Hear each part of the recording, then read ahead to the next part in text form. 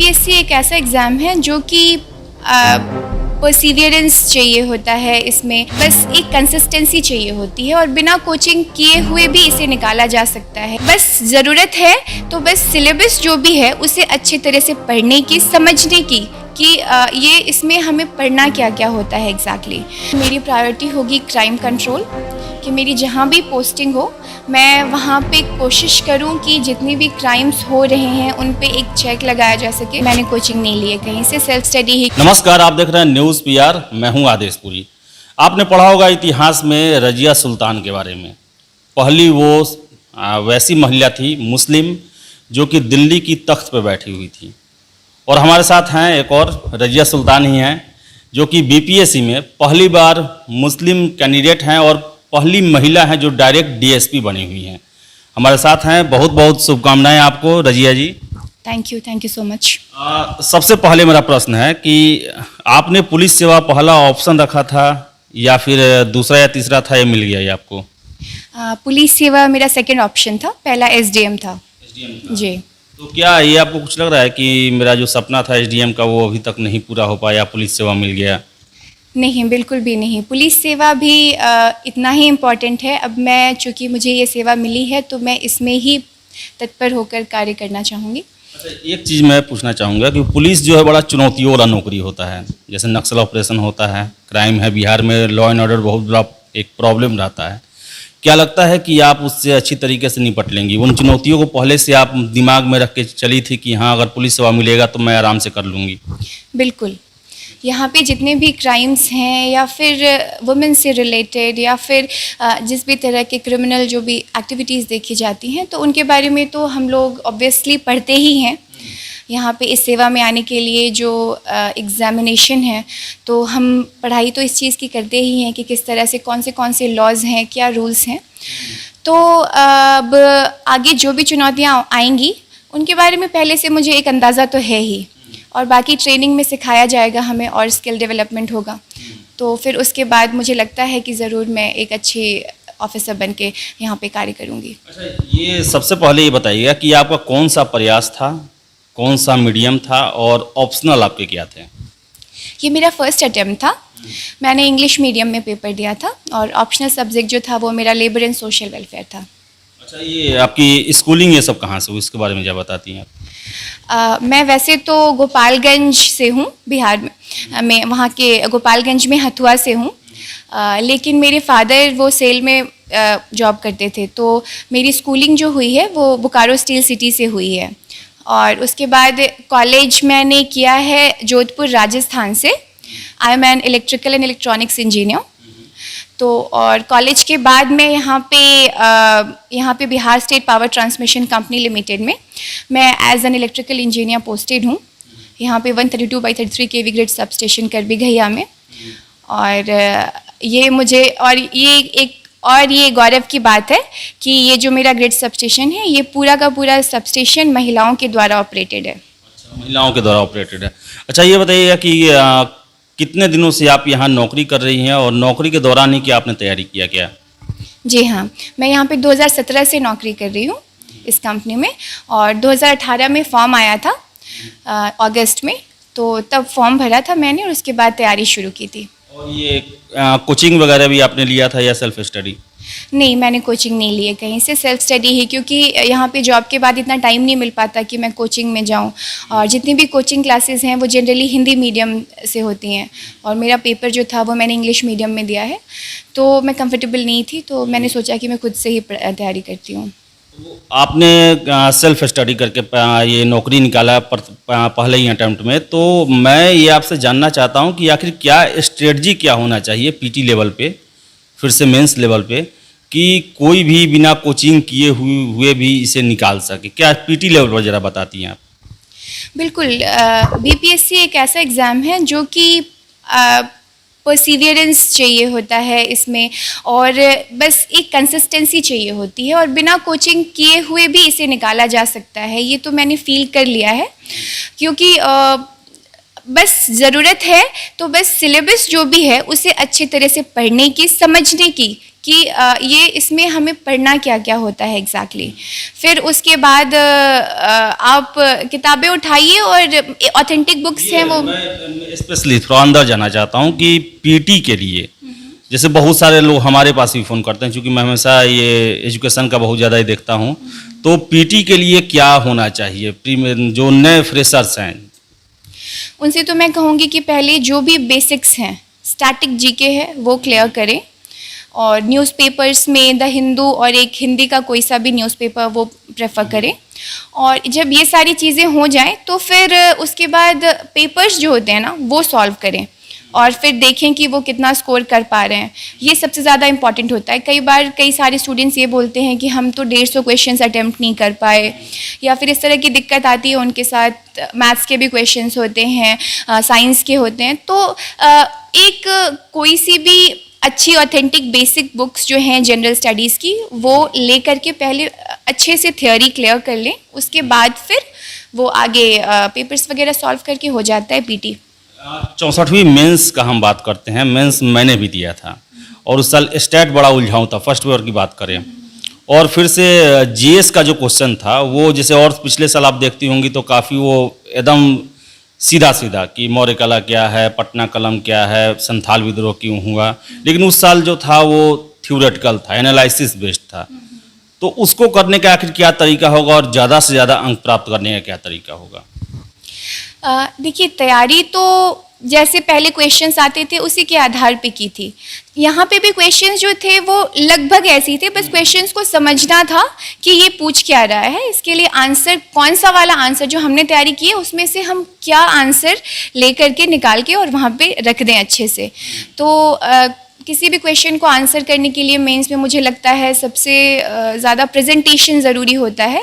If you have a good writing skill then I believe that we can score good marks.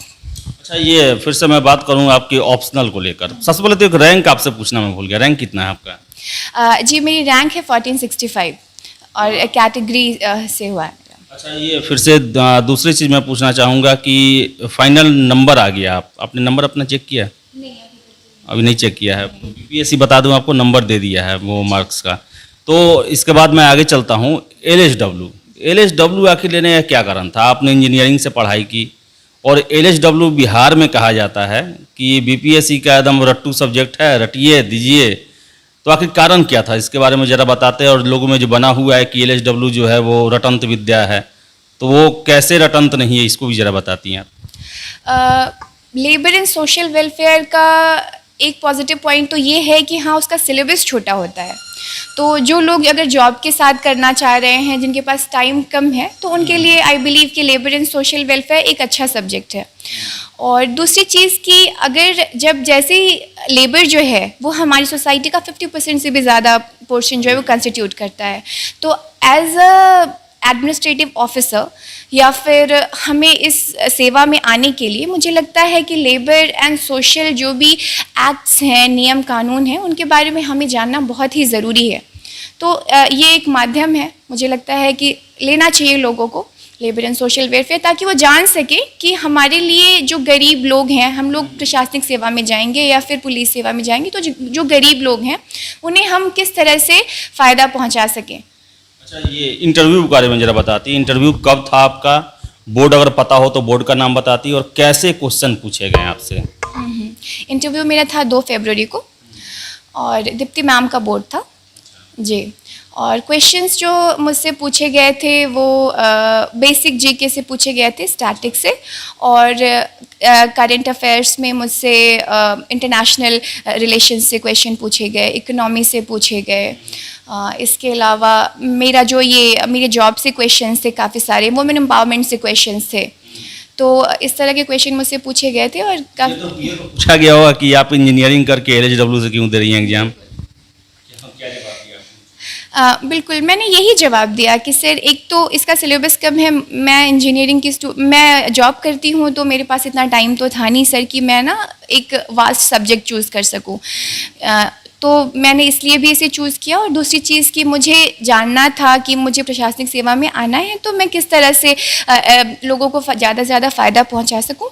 तो इसके लिए मुझे ये subject बहुत सहज लगा, इसलिए मैंने चूज़ किया। एक चीज़ और मैं पूछना चाहता हूँ, इंजीनियरिंग वाले लोग बहुत इस बार निकले हैं, टॉप 10 हैं, उसमें से दसों का दसों इंजीनियर ही हैं। और फिर से मैथ ऑप्शनल वाले हैं, या फिर आईआईटी से भी 6 लोग हैं उसमें, और बहुत ज़्यादा लोग इंजीनियरिंग से हैं। आखिर अभी तक देखा जाता था कि यूपीएससी में ही इंजीनियर ज़्यादा इंटरेस्टेड रहते थे, स्टेट पीसीएस में ज़्यादा नहीं रहते थे।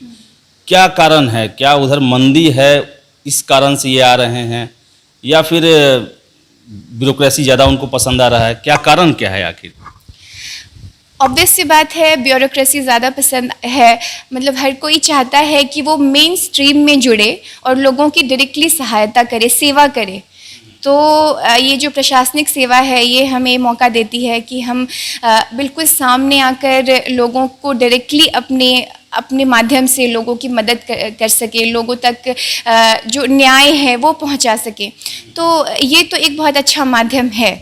और जहाँ तक रही यूपीएससी में, तो हर साल ही एग्ज़ाम होता है, तो ऐसी कोई मंदी वाली बात तो है नहीं, सीट्स तो हर साल आती ही हैं। अच्छा, ये फिर से मैं आगे मैं पूछना चाहता हूँ कि हॉबी से रिलेटेड क्या क्वेश्चन पूछा गया आपसे इंटरव्यू में? हाँ जी, हॉबी से रिलेटेड पूछा गया था। हाँ, मेरी हॉबी सिंगिंग थी जी। बेस्ट आपकी सिंगर कौन से हैं, मेल और फीमेल में? श्रेया घोषाल पसंद है मुझे, जुबिन नौटियाल पसंद है मेल में। तो ये पूछा गया तो आप बताइए उनको। हाँ, मुझसे हॉबी से बहुत ज़्यादा क्वेश्चंस नहीं पूछे गए थे, बस उन्होंने पूछा कि हॉबी क्या है आपकी, तो बता दिया मैंने। और एक चीज़ और है कि अभी बड़ा आश्चर्य लग रहा है कि मुझे कि आप मुस्लिम हैं और लड़की पहला डीएसपी बनी हैं, और पहले भी रिपोर्ट आता है कि आपका जो मुस्लिम समाज है वो काफ़ी पिछड़ा हुआ है। कैसे आप बीपीएससी में या डीएसपी आ जाना है, थोड़ा आपको भी अजूबा लगता होगा, घर वालों को भी लगता होगा, क्या कारण रहा है इसका? नहीं, शुरू से फैमिली का सपोर्ट था। मैंने इंजीनियरिंग भी करी है, तो फैमिली हमेशा से मेरे साथ थी कि हाँ, मुझे पढ़ने का शौक़ था बचपन से ही। तो हमेशा से मुझे एक अच्छा एनवायरनमेंट मिला पढ़ने का, और यहाँ भी आने के बाद, जॉब में भी आने के बाद मुझे काफ़ी सपोर्ट मिला सबका, फैमिली का, यहाँ पे सीनियर्स का, जिसकी वजह से मुझे लगा कि हाँ, मैं कर सकती हूँ। तो मैं तैयारी मैंने शुरू कर दी। फिर 3 दिन हुआ आपका रिजल्ट आया हुआ, आपको 6 जून को शाम को पता चला होगा कि डीएसपी हो गए। 3 दिनों से आपके दिमाग में क्या चल रहा है कि अगर हम जिस दिन मेरा पोस्टिंग होगा एज ए एसडीपीओ, क्या हम करेंगे, क्या प्रायोरिटी आपका क्या रहेगा? एज एन एसडीपीओ मेरी प्रायोरिटी होगी क्राइम कंट्रोल, कि मेरी जहाँ भी पोस्टिंग हो, मैं वहाँ पे कोशिश करूँ कि जितनी भी क्राइम्स हो रहे हैं उन पे एक चेक लगाया जा सके।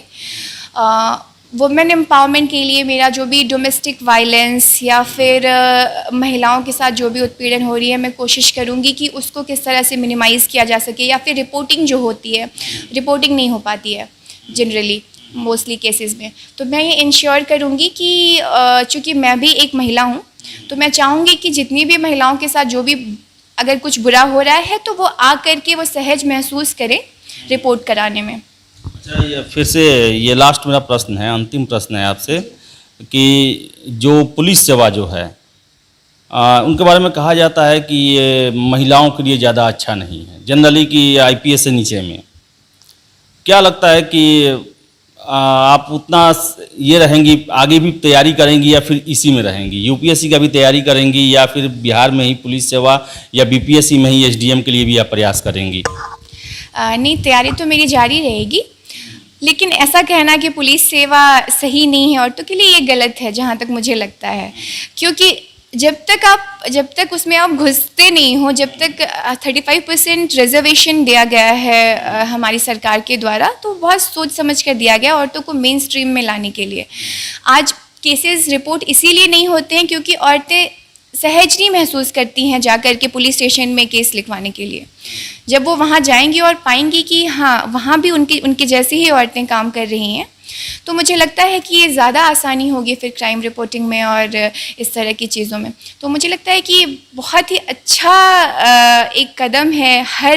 मुझे लगता है कि हर परिवार को अपनी लड़कियों को आगे बढ़ाना चाहिए, उन्हें भेजना चाहिए। एक मैसेज वैसे कैंडिडेट जो कि इंटरव्यू में नहीं पास कर पाए फाइनली, और फिर से जो नया तैयारी करने वाले हैं या तैयारी कर रहे हैं, जो भी बीपीएससी से जुड़े हुए, उनको आप क्या देना चाहेंगी? बीपीएससी एक बहुत अच्छा प्लेटफॉर्म है अपनी प्रतिभाओं को दिखाने का, दर्शाने का, और जिनका नहीं हो पाया वो प्रयास करें, अगली बार ज़रूर हो जाएगा, क्योंकि हर बार इतनी वैकेंसीज़ आ रही हैं। अभी पिछले कुछ दिनों से हमने देखा है लगातार एग्ज़ाम्स हो रहे हैं, तो ऐसे निराश नहीं होना है, हिम्मत नहीं हारनी है और प्रयास करते रहें, ज़रूर हो जाएगा।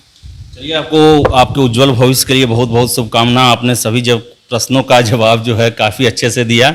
ऑल द बेस्ट आपको, अच्छा करें। तो ये थी रजिया सुल्तान और ये मिसाल बनी है बिहार की लड़कियों के लिए, खासकर अल्पसंख्यक महिलाओं के लिए। पहले अटेम्प्ट में और पहली बार ऐसी महिला हैं जो कि बिहार में डायरेक्ट डीएसपी बनेंगी। और हम आशा करते हैं कि इनसे बहुत लोग प्रेरित होंगे, इनके समाज के लोग भी प्रेरित होंगे, खासकर लड़कियां प्रेरित होंगी और वो भी मेन स्ट्रीम में आएंगी और देश की बड़ी बड़ी सेवाओं में शामिल होंगी और देश को आगे ले जाने में मदद करेंगी। तो फिलहाल इस वीडियो में इतना ही। अगर आपको इंटरव्यू अच्छा लगे तो लाइक करें, शेयर करें, कमेंट भी करें आप, और हमारे चैनल न्यूज़ PR को सब्सक्राइब जरूर कर लें। धन्यवाद।